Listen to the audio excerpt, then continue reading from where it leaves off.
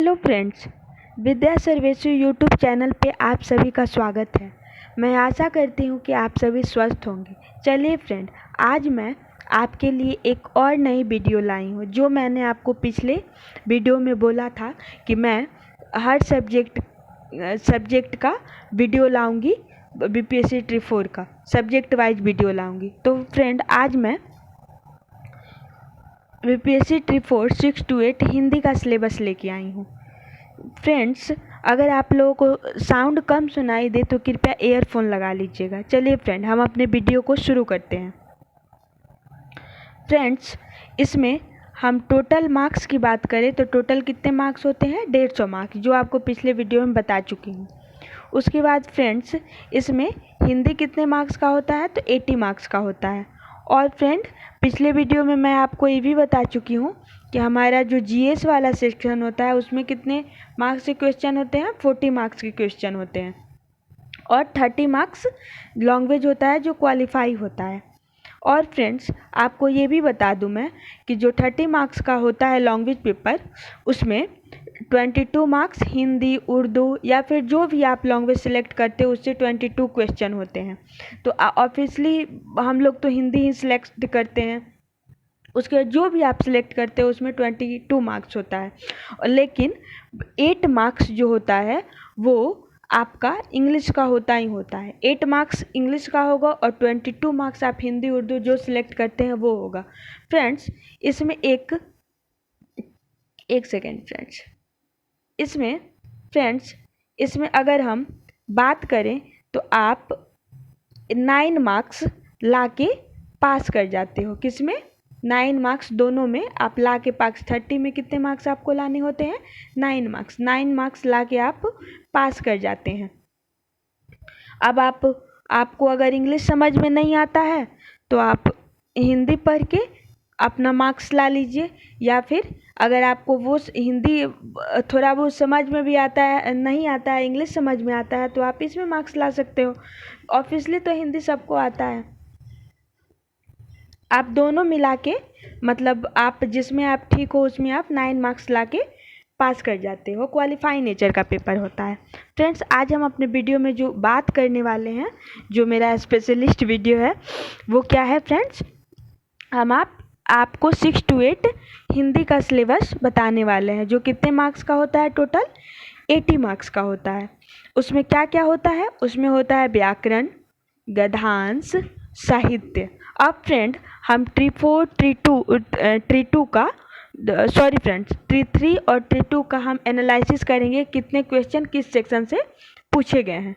तो चलिए फ्रेंड,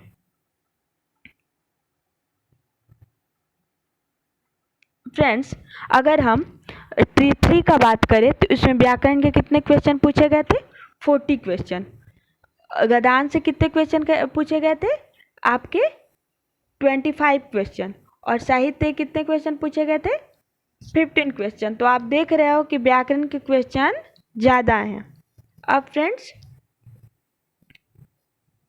हम बात करें ट्री 2 में, तो ट्री 2 में व्याकरण के कितने क्वेश्चन है?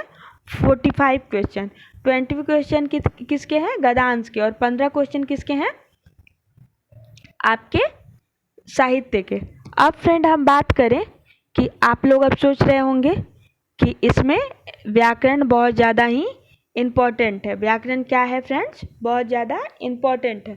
अब आप सोच रहे होंगे कि व्याकरण में फोकस करें या फिर गद्यांश या साहित्य। आपके मन में आ रहा होगा व्याकरण पे ज़्यादा फोकस करते, लेकिन फ्रेंड हमको क्या करना है? एक सेकेंड फ्रेंड, हमको तीनों को बैलेंस लेके चलना है। लेकिन आपको ज़्यादा फोकस करना है तो व्याकरण पे करना है। फिर गद्यांश तो वैसे ही आप नंबर ले जाते हो, और 15 मार्क्स का क्या होता है? साहित्य होता है। अब आप व्याकरण में पूछोगे कि मैम व्याकरण में क्या क्या आता है, तो मैं आपको बताती हूँ। एक सेकेंड रुक जाओ। व्याकरण में आपको बता दूं तो व्याकरण में क्या क्या आता है? आप व्याकरण में जितने टॉपिक देखते हो वो क्या हो गया? वरमाला। क्या हो गया?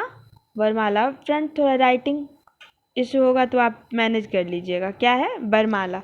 उसके बाद आप क्या देखते हो? संधि। इस बार संधि से क्वेश्चन थे कितने? ट्री 3 में 5 क्वेश्चन थे। और फ्रेंड, उसके बाद समास। क्या? समास। समास के बाद क्या? काव्य। क्या फ्रेंड्स? एक सेकेंड, क्या था? काव्य गुण। काव्य शास्त्र जो होता है उससे भी क्वेश्चन पूछे गए थे। उसके अलावा क्या थे फ्रेंड?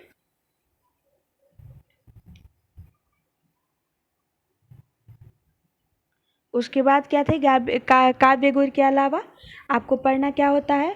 पदबंध। क्या पढ़ना होता है? पदबंध पढ़ना होता है। क्या पढ़ना होता है फ्रेंड? पदबंध। मतलब व्याकरण के हम आपको एग्जाम्पल बता रहे हैं। आप जितने टॉपिक हो गए, आप संज्ञा ले लो, सर्वनाम ले लो, विशेषण ले लो, क्रिया विशेषण ले लो, संधि, समास, उपसर्ग, प्रत्यय, पर्यायवाची शब्द, एक शब्द के अनेक शब्द के एक शब्द, या फिर विलोम शब्द। एक नया प्रश्न क्या देखा गया है कि आपको क्या पूछा जाता है? अनुवाद पूछा जाता है। आपको कोई इंग्लिश वर्ड दे दिया जाएगा, उसका पूछा जाएगा आप अनुवाद बताइए। ये भी प्रश्न देखा गया है। तो फ्रेंड इन सब पे हमको फोकस करना होगा। तो उसके बाद गद्यांश तो आप ऐसे ही नंबर ले जाते हो। साहित्य में आपको पढ़ना होगा। साहित्य में भी आपको उतने अंदर से क्वेश्चन नहीं आते हैं। साहित्य में कहाँ से क्वेश्चन आएंगे फ्रेंड्स? साहित्य में आपको क्वेश्चन कहाँ से आते हैं? ऊपर ऊपर से। जैसे कालिदास की रचना बताइए, सूरदास की रचना बताइए, सूरदास के गुरु कौन थे, ऐसे क्वेश्चन आते हैं। आदिकाल को कौन सा काल कहा जाता है? जैसे आदिकाल को वीरगाथा काल भी कहा जाता है। और क्या, ऊपर ऊपर से सारे क्वेश्चन होते हैं। उसके बाद क्या क्वेश्चन होते हैं ये बताइए? सूरसागर के रचयिता कौन है? आदिकाल के कवि कौन है? उसके बाद आपके भक्ति काल के कवि कौन है? आधुनिक काल के कवि कौन है? आधुनिक काल के रचयिता कौन है? आधुनिक काल का समय क्या होगा? ये सब ऊपर ऊपर से क्वेश्चन पर होते हैं। ये सब फ्रेंड हम आपको पहले हम शुरू करेंगे यूट्यूब चैनल पे व्याकरण। व्याकरण आप ये फ़ायदा होगा जो अगर छात्र होंगे हिंदी के, तो उनके 40 मार्क्स 45 मार्क्स, या फिर 9th 10th में भी आपको नाइन्थ और 10th में भी व्याकरण आते हैं, 11th 12th में भी आते हैं। वो अलग बात है कि उसमें क्या कम कम आते हैं। तो आपको इसमें हम सबसे पहले क्या फोकस करेंगे? इस पर हम सबसे पहले ग्रामर यानी व्याकरण के ऊपर सबसे पहले फोकस करेंगे। उसके बाद आप वैसे ही 25 मार्क्स ले जाते हो गद्यांश में। उसके बाद अगर ये दोनों कंप्लीट हो जाते हैं, उसके बाद हम साहित्य के बारे में पढ़ेंगे फ्रेंड। तो सबसे पहले हम किसके बारे में पढ़ेंगे? सबसे पहले व्याकरण के बारे में पढ़ेंगे। उसमें आपको क्या होगा? 80 मार्क्स में आपको 45 मार्क्स इसमें कवर होंगे। उसके बाद आपका जो लैंग्वेज है उसमें भी आप 9 से 10th 11 मार्क्स आप उसमें क्वालिफाई कर जाओगे। इससे दोनों में ये फ़ायदा होगा। उसके अलावा जो स्टेट के विद्यार्थी हैं उनको भी, जो हिंदी के होंगे उनको भी इसमें फ़ायदा होगा। उसके अलावा फ्रेंड हम बता दें जो साइंस हो गए, मैथ हो गए, इसका सिलेबस के बारे में अगले वीडियो में हम डिस्कस करेंगे। तो हम जल्द ही आपके यूट्यूब चैनल पे फ्री में ही व्याकरण का क्लास शुरू करने वाले हैं। जिससे क्या क्या फ़ायदा होगा? इससे आपको जो ट्रिप 4 में स्टूडेंट है हिंदी के उनको फ़ायदा होगा। एक तो व्याकरण के बड़ा पोर्शन होता है 40 मार्क्स का। उसके बाद जो लैंग्वेज वाला सेक्शन है, लैंग्वेज वाले सेक्शन में आपको फ़ायदा होगा। उसके बाद फ्रेंड्स किस में ये फ़ायदा होगा?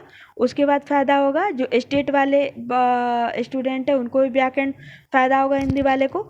उसके अलावा फ्रेंड जितने भी रिपोर्ट के 9th 10th 6 to 8 11 12 के स्टूडेंट है जिनका क्वालिफाई पेपर तो इम्पॉर्टेंट हो गया, क्योंकि इस बार बोला गया है, क्या बोला गया है कि लैंग्वेज टफ होने वाला है। तो इसलिए हम इस पर अच्छे से फोकस करेंगे। हम थ्योरी प्लस क्वेश्चन दोनों करेंगे। तो हम जल्द ही इसके लिए आपको अगला वीडियो इस पे होगा, व्याकरण पे हम देंगे। थैंक यू फ्रेंड इसके आप एक रणनीति से पढ़िए कि आपको व्याकरण में कौन कौन से टॉपिक पढ़ने हैं। सबसे पहले टॉपिक का हम क्या कराएंगे? थ्योरी कराएंगे, क्वेश्चन कराएंगे। उसके बाद बीपीएससी ट्री 4 में, ट्री 3, ट्री 2 में, ट्री 1 में कितना क्वेश्चन इस टॉपिक से पूछा गया है हम उसको भी कराएंगे। तो फ्रेंड इन सब टॉपिक को आगे आते जाएंगे, आगे हम इसको कवर करते जाएंगे। धीरे धीरे ही करेंगे लेकिन सारा टॉपिक हम क्या करेंगे? कवर करेंगे। एनसीईआरटी सीरीज भी हम चलाने वाले हैं। सबसे पहले हम इसको शुरू करेंगे, उसी में एक एक वीडियो, इसके एक एक वीडियो उसको हम डालते जाएंगे। उसके बाद फ्रेंड, अगर हमारे चैनल से जो नए विजिट मेरे चैनल पे कर रहे हैं वो चैनल को क्या करेंगे, सब्सक्राइब करेंगे। और सब्सक्राइब करने के बाद क्या करेंगे, लाइक करेंगे, वीडियो को लाइक करेंगे और शेयर करेंगे। और फ्रेंड, और अगर आपको व्याकरण में सबसे पहले कौन से टॉपिक पे क्लास चाहिए, इसको आप कमेंट करेंगे। कमेंट जिसमें जिस टॉपिक का जिसका ज़्यादा कमेंट होगा उस टॉपिक को हम शुरू करेंगे। और फ्रेंड, और पूरे रणनीति के साथ पढ़िए। बीपीएससी ट्रिप 4 आएगा, लेट से आएगा लेकिन आएगा। तो इसमें क्या करना है, हमको पूरी रणनीति के साथ, अगर मान लीजिए 27,000 28,000 सीट होगा तो उसमें एक एक सीट पे बहुत ज़्यादा स्टूडेंट हो गए, तो इसलिए हमको पूरी रणनीति से पढ़ना है। इसलिए आप पूरी रणनीति से पढ़िए, मायूस नहीं होइए।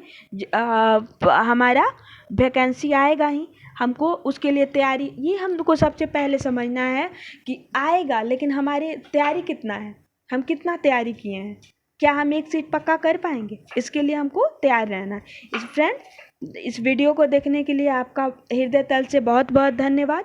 फ्रेंड, अगर वीडियो पसंद आए तो लाइक कीजिए, सब्सक्राइब कीजिए और चैनल को शेयर करना ना भूलें। और कमेंट करके ज़रूर बताइएगा हमको कि आपको अगला वीडियो किस चीज़ पे चाहिए। और फ्रेंड, इस यूट्यूब चैनल से जुड़े रहिए, आपको फ्री में यूट्यूब पे क्लास हम करवाएंगे। Thank you friend, thank you so much.